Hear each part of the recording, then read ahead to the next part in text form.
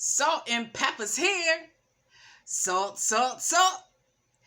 You have to probably be a 90s baby to be able to appreciate those lyrics. Anybody remember your hip hop days? You know, my generation are the inventors of hip hop, if I must say so myself. So doing a little bit of reading, I was meditating and I came across, you are the salt of the earth. But if the salt loses its saltiness, how can it be made salty again? I want to ask you all to kind of go down on a little bit of a trip with me.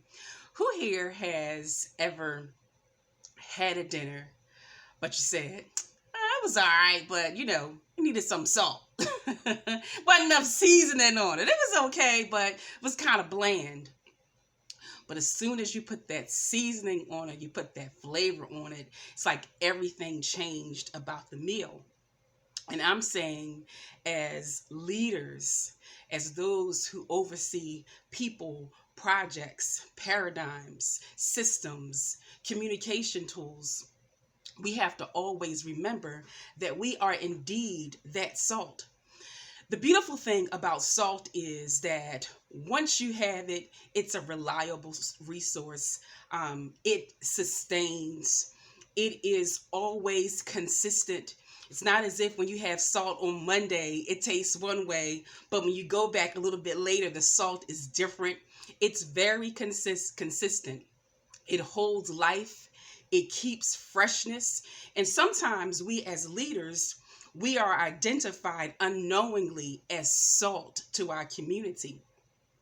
One of the things that I want to say to you, ladies and gentlemen, kings and queens, my sisters and brothers, those who are in leadership or empowerment, as salt, you are often not appreciated, recognized until you are missing. There's something about salt that it is celebrated and appreciated only when you have had the absence of it. I want to encourage you that salt typically never gets a parade.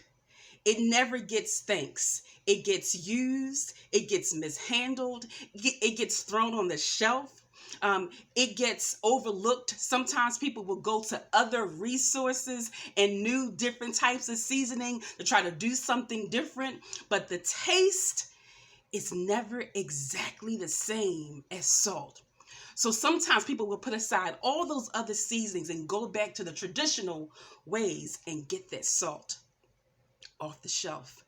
Now, as a leader, I want to encourage you that sometimes people will mishandle you and forget how potent, how powerful, and necessary you are for the recipe.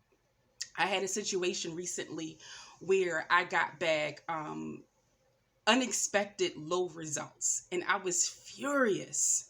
I was disappointed and I was angry because I'm saying I put the work in. There's no reason why these results were so minuscule. I talked to a queen and I vented and I was mad and I cried. I was just really upset about it. And she says, who have you been hanging out with? Who are you listening to that you have forgotten how valuable you are? Now, I get it that you're having this moment with me, Michelle. I'm going to give you that. But I need you to look and see what you have done and saw how dynamic it is. You won't always get the celebration. You won't always get the appreciation. But you are flavorful. You are necessary. And the people need you. And you've got to hold on to that with or without the applause. As I close, let me remind you that your salt, despite being misused, shelved, and unappreciated, baby, you are the salt of the earth.